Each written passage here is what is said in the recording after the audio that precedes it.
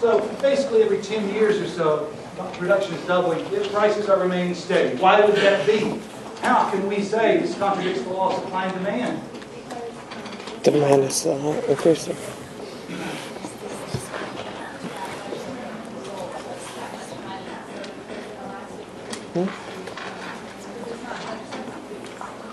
It's inelastic, there's nothing else that people are... Because demand is also It's also increasing, blue right? no matter what. How about now? Oh, she's on this. Making a lot of people money. And this is the Industrial Revolution, right? Machines are being invented to make cloth more and more and more cheaply. And so there's efficiency, there's lower prices for goods that are being made with cotton. And so there's just growing demand in this period. So cotton becomes king. Creates, so we get production and prices very solid, very favorable. At the same time, this creates economic and political pressures for expansion.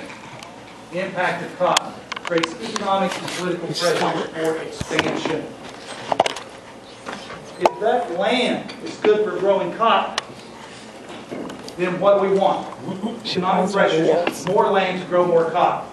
The booming economy, the cotton boom, means we want to expand into more cotton growing land. So that's why you see the westward expansion from South Carolina to Georgia, to Alabama, to Mississippi, finally into East Texas by the time of the Civil War.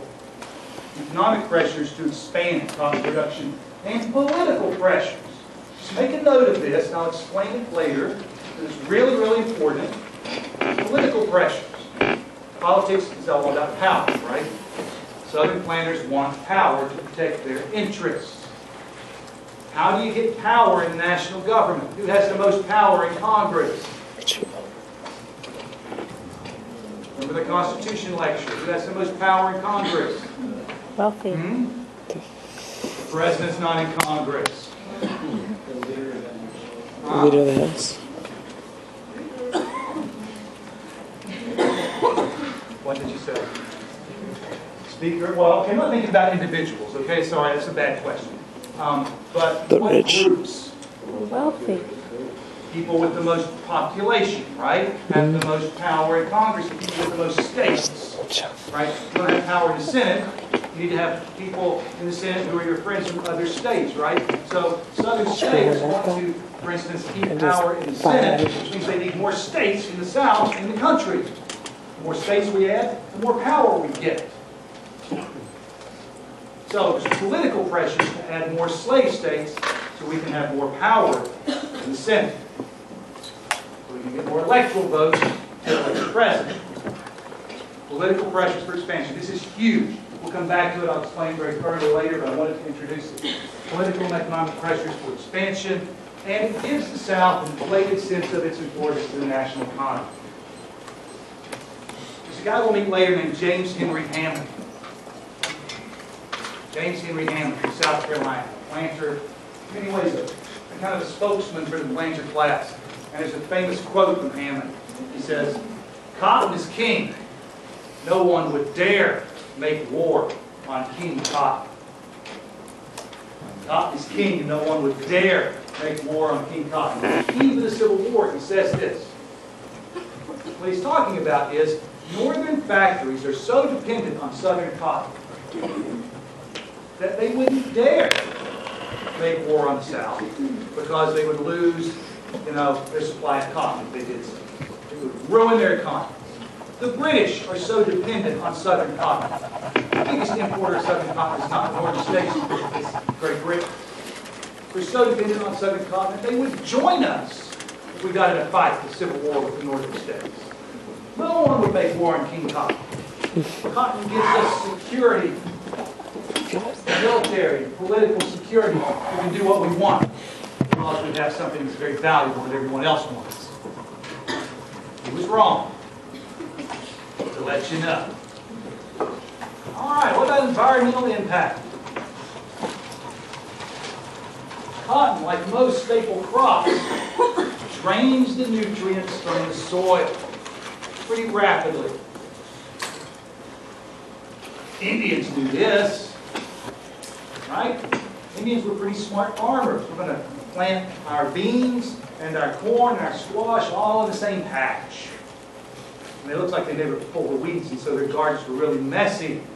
But they maintained the nutrients in the soil by mixing their crops together like that. Some of those crops restored nutrients that others took away. But if you take tobacco or cotton or another staple crop and plant it in the same place year after year after year, it just sucks the nutrients out of the soil, and in 12 or 15 years, that soil is pretty worthless for growing anything. Now, what the Indians would say, and what many progressive agriculturalists, even in the South, said was, mix your crops. Plant cotton here for a couple of years and then let it lie fallow, or plant wheat in that for a while. Let this field rest while you plant in this one. Use fertilizer, cow poop and fat poop, right? And other kinds of fertilizers to replenish the nutrients in the soil. Don't be so darn greedy. Chill out and grow some cotton here, but let the soil rest. They wouldn't do it. Too much money to be made. Instead, they practiced, it's called extensive, instead of intensive, conservative agriculture, extensive agriculture, slash and burn. Cut down the trees, clear the fields, plant the cotton, and when the soil is drained, what do? You move on. You take your most valuable, all right, this is the way cotton planters would frame this, most valuable movable property. What's your most valuable property? Your slaves, not the land. Plenty of land out there in Mississippi, South Carolina farmers say. As soon as this soil's done, I'm just going to take my valuable movable human property, go to Mississippi, do the same thing again. Clear it, farm it. When that's burned up, I'll go where the soil is good. Not good soil conservation. And as a result, by the 20th century, this is what you see across the cotton belt. Massive erosion, gully erosion. The South, which had the richest soils in the nation, became the poorest region in the nation. The number one economic problem, as Franklin Roosevelt called it, in the nation. Because it had exhausted its soils planting cotton. Of course, soil exhaustion leads to even more pressures for expansion. So economic, political, and environmental pressures are causing people to want to move further west, open up new territory for planting cotton. Gully erosion. Pretty ugly stuff there. There's a beautiful canyon in Georgia called the Little Grand Canyon. It's in kind of the middle part, near the kind of the middle western part of Georgia.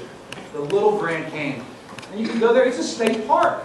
You can go there, you can visit, take the kids, have a picnic, and it's a beautiful kind of little canyon. It's gully erosion. People are going to see an environmental disaster, and they don't even really realize it. Okay. Impact of short-stay cotton. We talked about Indian removal. This is something that propels Indian removal. It wasn't just the white Georgia farmers wanting Cherokee country. It was white southern planters looking at central Alabama and Mississippi that were occupied by the Chickasaw and Creek and Choctaw and saying there's too much wealth there for these Indians to be sitting on it. And so cotton gin, expansion of plantation agriculture, created more pressures for Indian removal. So not just Cherokee, but these great tribes in the southeast, in the lower south, are removed systematically from their homelands in the 1820s and 30s and put on western reservations.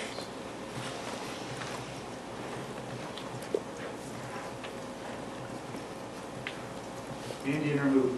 Retarded southern industrial development. The economists told them, even their own people told them, don't just plant cotton.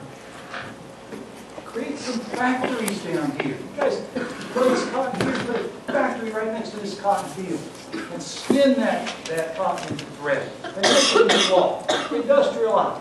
diversify your economy. Then you guys start working and building up your retirement portfolios. I know you're really thinking about that all the time, right? Social Security, forget that, gotta have my portfolio. You're gonna be wanting to diversify, right? Don't put all your eggs in one basket. Real cliche that financial management use all the time to tell you about how to manage your portfolio. Don't be like those people, if you guys remember Enron? Does that sound familiar? Enron? It's a big energy company that collapsed about a decade ago. A lot of people had invested all their retirement money in their own company, Enron, because it was paying such great returns. When a company went bankrupt, they lost everything. Don't do that. Don't do that. And don't do that if you're a Southerner back in the 19th century. Don't just plant cotton. Diversify. That way when cotton prices go down, you have something to fall back on. Diversify your economy. Have a manufacturing sector. Build some railroads. Southerners said, nah, cotton's king. Prices will always be high. There's so much money to be made growing cotton. We don't need to spend our resources trying to create factories. We're doing just fine things. And they were right. Until after the Civil War, in which the South took decades to recover. All right? Thanks to their agreements on cotton, they didn't develop their industrial economy, and the South, as a result, doesn't even begin really in any significant way to industrialize until after World War II. And it becomes like, again, the poor, backward stepchild of the United States, the South does. As the rest of the country is progressing and industrializing in Gilded Age, the South is getting more and more backward and more poor. And still is today, in some respects. Finally, impact of short staple cotton. Slavery is extended into the southern interior. Up until this point, there it is. Up until this point, slavery had mostly been along the coast. And the rice plantations and tobacco plantations and the indigo plantations were. Access to rivers and to the Atlantic market. Now, thanks to cotton, as plantation system spreads across the southern interior, so does slavery.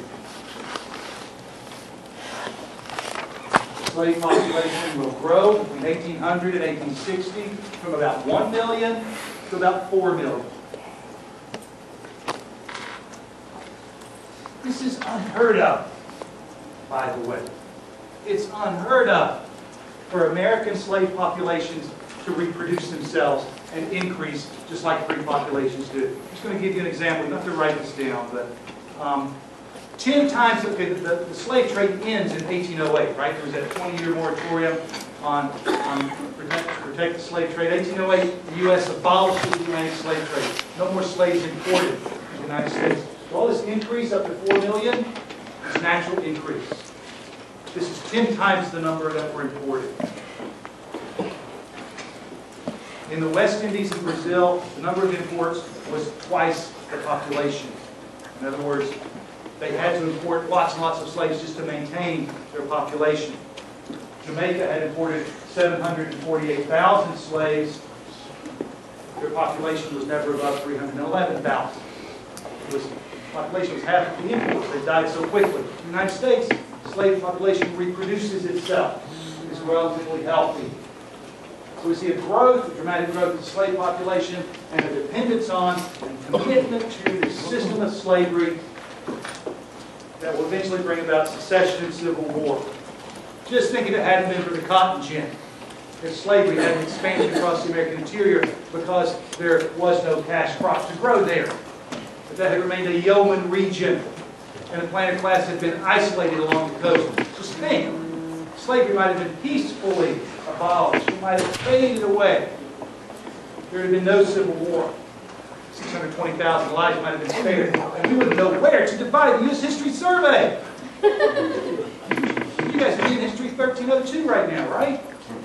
Oh, whatever. You're tired. Let's go home. I'll see you guys on Wednesday. We'll talk more about this.